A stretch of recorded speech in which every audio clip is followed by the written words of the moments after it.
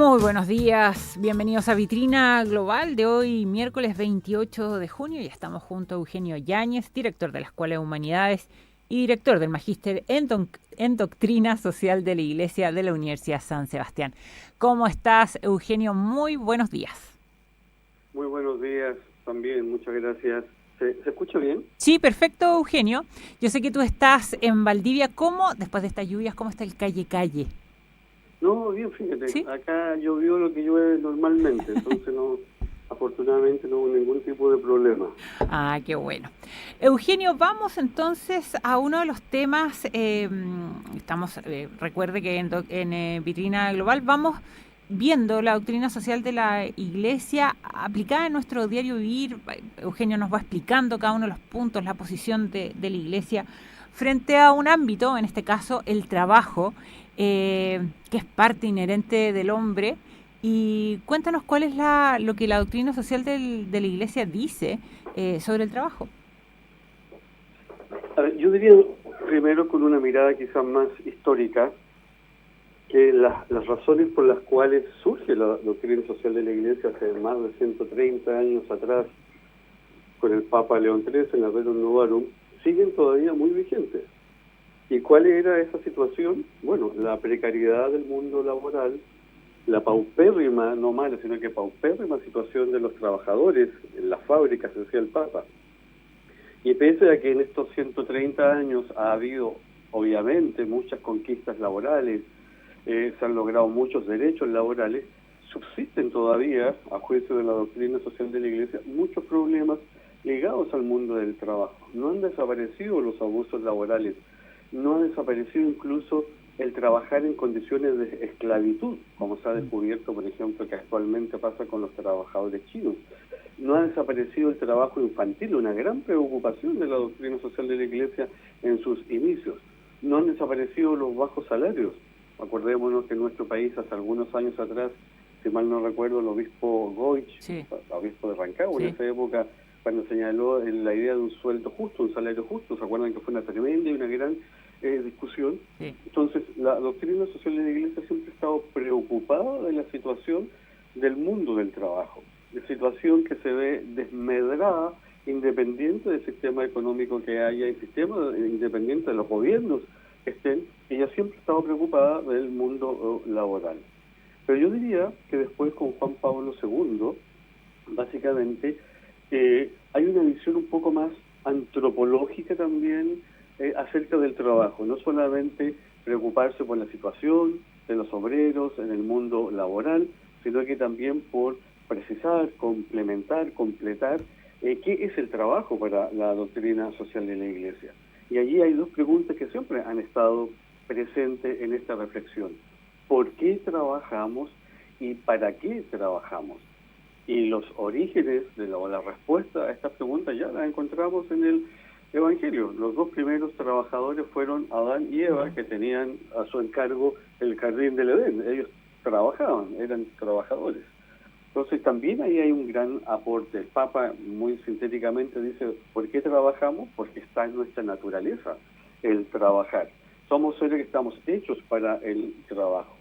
¿Y para qué trabajamos? Y aquí se hace una distinción que a mi modo de ver es muy importante. La doctrina social de la Iglesia siempre ha dicho que primero trabajamos para realizarnos como personas. El trabajo es un medio de realización personal. Y por eso es que es tan importante trabajar en algo que a uno le gusta, en algo que a uno lo llene de satisfacción, que sienta cierta plenitud. Pero eso no significa, bajo ningún punto de vista, dejar de lado la otra razón por la cual trabajamos, y que es la razón, llamémosla así, material. Trabajamos para poder obtener una remuneración y así poder mantener dignamente a nuestras familias. Nunca la doctrina social de la Iglesia ha dejado de lado esta dimensión económica, por decirlo de alguna manera, pero también ha ido siempre poniendo el acento que lo más importante es que el trabajo es un medio de realización personal. Eso en una apretada síntesis. Estamos conversando con Eugenio Yáñez. Como tú dices, a lo largo de la historia se han ido conquistando distintos derechos en el mundo del trabajo laboral.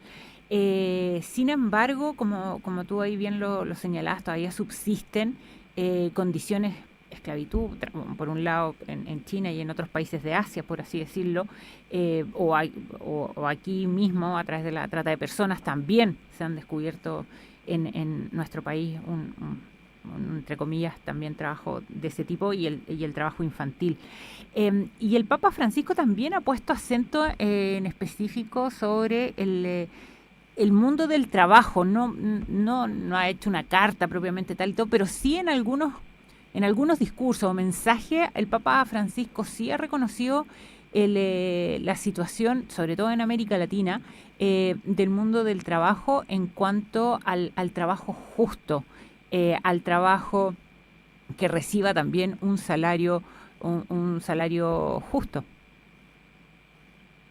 Efectivamente, ahora, esa ha sido una preocupación, yo diría, constante en la doctrina social de la Iglesia. Yo creo que todos los papas, sin excepción, o bueno, partamos de Juan Pablo II, que fue el primer papa viajero, por decirlo de alguna manera, cada vez que iba a un país, y él visitó más de 110 países, se reunía con el mundo del trabajo, así como se reunía, ¿cierto?, con el clero, se reunía con los jóvenes, con la sociedad civil, también el papa siempre, o casi siempre, se reunía con el mundo del trabajo. Eso fue como una tradición, por decirlo de alguna manera, que instauró el Papa Juan Pablo II. Y precisamente una de las preocupaciones ha sido el tema del, llamémoslo así, del salario justo. Eso ya está, perdón, formalmente explicitado en la encíclica, perdón, 40º Anno, cuando el Papa habla, el Papa Pío XI, de las condiciones de un salario justo. Y él dice que tiene que ser un salario que le permita al trabajador mantener a su familia dignamente, pero que también tiene que considerar la situación de la empresa, si que la empresa efectivamente puede o no pagar ese salario justo sin que eso signifique una ruina económica para la empresa, y ver la situación de la economía en general. Ves tú que esos tres criterios siempre han estado presentes también hoy en día en la discusión, y ha sido una permanente preocupación dentro de la doctrina social de la Iglesia. Eugenio, bueno, nos enfrentamos a un nuevo proceso constitucional. Desde esta mirada de la doctrina social de la Iglesia, ¿cuáles dirías tú que podrían ser los aportes en esta posible nueva Carta Magna para el país? Mira, es un tema, creo yo, bastante complejo, porque uno de los aspectos que siempre se discute, si es que debe estar o no consagrado en una constitución, es el derecho al trabajo. Y acá depende cómo se entienda el derecho al trabajo, porque si uno lo entiende, perdón, en la línea de un estado de bienestar, es decir, de los estados socialistas, por decirlo de alguna manera, derecho al trabajo significa que el Estado tiene la obligación de proveer de una plaza laboral a todos sus ciudadanos. Esa es una obligación constitucional. ¿Qué ha pasado con eso? ¿Qué pasó históricamente? Bueno, generó una enorme burocracia y generó un tremendo problema, una carga económica para los estados que, por muy eficientes que sean, no están hechos para poder darle trabajo a todo el mundo. Y nosotros sabemos que el peor de los empleadores es precisamente el Estado. El que peor paga es el Estado. El que menos se preocupa de las situaciones contractuales es el Estado. Al menos en Latinoamérica hay bastante literatura a ese respecto. Entonces, esa es una interpretación, que el Estado tiene la obligación de otorgarle trabajo a sus ciudadanos. En un Estado social como el que se pretende que tengamos nosotros acá en Chile, también a veces se habla del derecho al trabajo, pero allí se entiende de una manera bastante más moderada que lo que se puede entender en un Estado bienestar. Y se dice que el derecho al trabajo es el esfuerzo que tiene que hacer el Estado para generar oportunidades laborales. Es decir, el Estado lo que hace allí es genera ciertas condiciones para que haya, digamos, suficiente trabajo, y bajo ciertas circunstancias donde por razones ajenas a la voluntad de las personas que buscan trabajo no lo encuentran, bueno, el Estado puede generar algunas medidas para que estas personas se encuentren trabajo. Lo típico, por ejemplo, es, voy a poner un caso histórico, en Alemania, cuando se cierran las minas del carbón, que lo que hace el trabajo reconvierte a los trabajadores para que entren a trabajar en una nueva industria, en otro tipo de trabajos. y eso fue un enorme esfuerzo del Estado, económico, etcétera, etcétera. Ahora, en un Estado liberal, como el que de alguna manera también nosotros en algún momento hemos vivido, el derecho al trabajo termina siendo letra muerta en la Constitución, si es que se consagra, porque sabemos que en un Estado liberal el que mueve la economía son los empresarios los llamados a generar los puestos de trabajo básicamente. Entonces, yo no sé cómo se va a plantear en la nueva Constitución, si va a aparecer o no va a aparecer este derecho al trabajo. Lo que sí tiene que aparecer, y que de alguna manera también estaba ya en la Constitución de 1980 o 2005, es las condiciones laborales mínimas para que el trabajador pueda trabajar dignamente. Eso sí que es importante. Ahí también está la discusión sobre el derecho a huelga, que se ha discutido mucho, pero también hay una discusión si es que la Constitución la que tiene que consagrar el derecho a huelga y regular el derecho a huelga, o es la ley. Claro. Y la Constitución solamente tiene que generar el principio de que todos los trabajadores tienen derecho, no sé, a un trabajo digno, por ejemplo. Es una discusión abierta y compleja y que requiere, a mi modo, mucha prudencia en el momento de redactar los artículos relativos al tema del trabajo, que generalmente va ligado también al ámbito de la economía.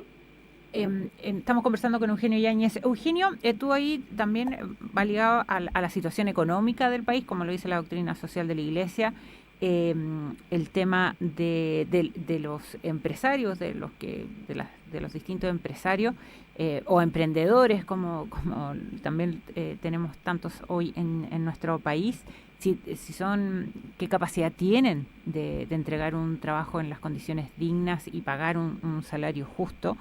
Y también en el fondo la proyección laboral o la realización personal del trabajador en la empresa. El rol que aquí juega también tiene que ver con, independiente de todo lo que hablamos, también de proveer, yo creo, las condiciones también para unas condiciones laborales dignas, pero también crear como una ética del trabajo, ¿no? Un trabajo bien hecho, el bien mayor de este trabajo, la repercusión que tiene mi trabajo en mis compañeros laborales, pero también en la sociedad o en el país que quiero construir. Sí, es un punto súper interesante y que a veces conviene remarcar. ¿Ustedes se acuerdan cuando el Papa estuvo, los que bueno ya éramos mayores, cuando el Papa estuvo acá en Chile en el año 87, y ese ya famoso discurso en la CEPAL, si mal no recuerdo, del 3 de abril de 1987. Y allí se cita mucho cuando el Papa dice: los pobres no pueden esperar que tras las frías cifras estadísticas le llegue una especie de prosperidad material. Y el Papa estaba poniendo el dedo en la llaga y estaba criticando la llamada teoría del chorreo, ¿cierto? Esta teoría proveniente del mundo de los Chicago Boys, donde cuando el país más rico se hace, el país es una especie como de ollita de riqueza, esta olla se va a llenar y lo que caiga de esta olla va a privilegiar a los más pobres. Y el Papa dice: sed solidario ante todos, construyen una economía de la solidaridad. Eso es ampliamente citado. Lo que no se suele citar es que el Papa, a renglón seguido, porque ahí obviamente se está dirigiendo al mundo empresarial, se está dirigiendo a las autoridades, a lo que el Papa llama los constructores de la sociedad. Pero después el Papa se dirige al mundo del trabajo y habla en todo un párrafo de las causas morales de la prosperidad, dice el Papa. Y ahí habla de cosas tan simples pero tan importantes como cumplir la palabra empeñada, la honestidad, el trabajo bien hecho. O sea, le dice a los trabajadores que ellos también tienen que hacer su parte, hacer bien el trabajo, por decirlo de alguna manera, y que eso también es fundamental en el crecimiento económico y en el desarrollo de los pueblos. Indirectamente el Papa aquí está apuntando también a este flagelo atávico latinoamericano que es el tema de la corrupción, que ni siquiera vale la pena ir más allá porque todos tenemos experiencia sobre eso. Yo, perdonen que ponga un ejemplo, pero acabo de estar en Honduras 5 días haciendo clases, y el tema de la corrupción de los hondureños es terrible. O sea, ese es un país que prácticamente tiene muy poca salida en el ámbito incluso económico porque tienen la corrupción metida por todos lados. Entonces el Papa Juan Pablo II, indirectamente también, y otras veces lo ha hecho de manera directa, está hablando, por ejemplo, del tema de la corrupción, tanto pública como privada, porque eso tiene una directa relación con la economía, porque esos dineros que quedan en alguna parte que son del Estado son dineros que pueden hacer colegios, que pueden mejorar los hospitales, que pueden mejorar las carreteras, bueno, etcétera, etcétera, etcétera. Entonces, y me parece también importante decirlo, la doctrina social de la Iglesia siempre ha confiado en los empresarios. Y no solamente ha confiado, sino que siempre ha considerado que el mundo de la empresa es fundamental en el desarrollo económico de los países. Por un lado, porque generan puestos de trabajo, y por otro lado, bueno, porque dinamizan la economía.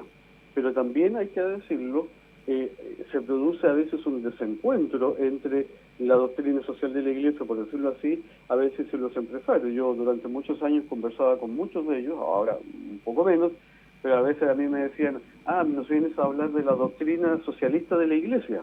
Pues yo decía, voy a hablar de la DCI, la doctrina socialista de la Iglesia. Entonces yo le decía, no es doctrina socialista de la Iglesia. Entonces, pero ¿cómo no? Me dice, porque la Iglesia siempre está a favor de los trabajadores y nunca a favor de los empresarios. Bueno, yo creo que eso no es así, pero hay que reconocer que ha habido de alguna manera, a veces un cierto desencuentro, por decirlo de alguna manera. Y así como algunos al interior de la doctrina social de la Iglesia pueden también desconfiar del empresario, también se produce al revés. Pero cuando uno lee incluso al Papa Francisco, que ha sido muy criticado por sus dichos económicos, el Papa Francisco también ha sido muy claro en señalar la importancia de los empresarios para el desarrollo económico, para el desarrollo de los pueblos. Y él tiene, algo que yo no había visto en algún papa anterior, una distinción entre el empresario que ama la empresa, que ama a sus empleados, que entiende que la empresa es una comunidad, y el especulador, que es el papa. El especulador es el que está dedicado en el mundo de las finanzas, que no ama a la empresa, que no ama a los trabajadores, bueno, etcétera, etcétera. No me quiero extender más en la respuesta, pero me parece, digamos, importante señalar que el rol de la empresa es fundamental para la doctrina social de la Iglesia. Y ahí también la responsabilidad tanto de los trabajadores como también de los que dirigen la empresa o la organización, de ir creando esta cultura o ética del trabajo. O sea, creo que es bien importante, y también el rol de las universidades, por así decirlo, en las distintas profesiones o carreras que imparten, esta ética del trabajo para poder en el fondo realmente contribuir a una sociedad, por así decirlo, más justa. Exactamente, la doctrina social de la Iglesia habla de un ethos del trabajo, habla de una cultura del trabajo que digamos, que contempla tanto la labor del empresario como la labor del trabajador. Y habla también, podríamos decirlo, de un pacto social. Es decir, tiene todo un desarrollo acerca de la empresa. La empresa que se entiende como una comunidad, dice la doctrina social de la Iglesia. La empresa no es una unidad de producción solamente, sino que es una comunidad de personas cuyo fin es el bien común, aportando bienes y servicios y sostenibles en el tiempo. Pero si no hay esto que los alemanes llaman la Social Partnerschaft, que es una palabra difícil de traducir, pero que es como un pacto social entre el trabajador, que tiene que ver en el dueño de la empresa, los dueños de la empresa, un aliado, y viceversa, no se va a poder llegar a tener una economía productiva, una economía eficiente. Acá en Chile hay un dicho muy extendido y dice que el trabajador hace como que el dueño de la empresa hace como que paga y el trabajador hace como que trabaja. Entonces, claro, si a mí me pagan poco, ¿para qué voy a trabajar bien? Hago lo justo y necesario. Y esa es una cultura que está bastante extendida, por decirlo lamentablemente. Y eso tiene que cambiar. Pero como muy bien dices tú, si no hay un ethos del trabajo, es decir, que yo tengo que realizar bien mi trabajo, sea que sea el dueño de la empresa, el gerente, el trabajador, el ejecutivo, obviamente los países no progresan. Estamos conversando con Eugenio Yáñez en Vitrina Global, aquí en Radio María. Eugenio, ¿a qué estar atentos esta semana?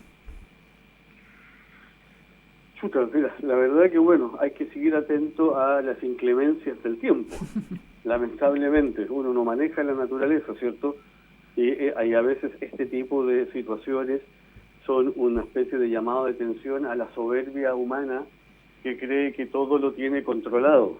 ¿Ah? Cuando pensamos en un momento que teníamos todo controlado, todo bajo control, vino el COVID-19, ¿cierto? Ahora que ya aparentemente lo hemos superado, la naturaleza se encarga de decirnos, oiga, ojo, usted no es el dueño ni siquiera a veces de su propio destino. Y eso nos tiene que llevar, yo diría, a siempre estar y no olvidar una de las grandes virtudes, la más importante de todas, que es la virtud de la prudencia. El prudente es el que sabe prever, el prudente es el que avisora el futuro, el prudente es aquel que sabe actuar y poner los medios frente a situaciones complejas. Yo diría que más que estar atentos quizá es a fortalecer o a recordar la virtud de la prudencia, porque la virtud de la prudencia tiene que ver con el mundo de la política, tiene que ver con el mundo laboral, tiene que ver con el mundo familiar. Yo estaría atento a eso, a cómo hemos ido o no practicando la prudencia y de la mano de la prudencia la justicia también en nuestro país en el último tiempo. No sé si es muy abstracto lo que te estoy diciendo, pero no se me ocurre otra cosa.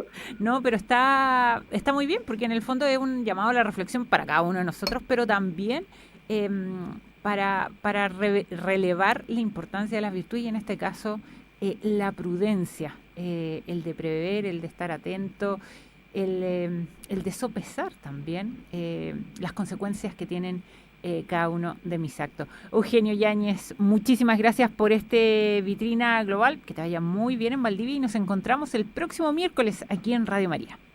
Gracias a ustedes, que tengan todavía una muy buena semana. Gracias. Un abrazo. Conversábamos con Eugenio Yáñez, director de la Escuela de Humanidades y director del Magíster en Doctrina Social de la Iglesia de la Universidad San Sebastián. Que esté muy bien, muchas gracias.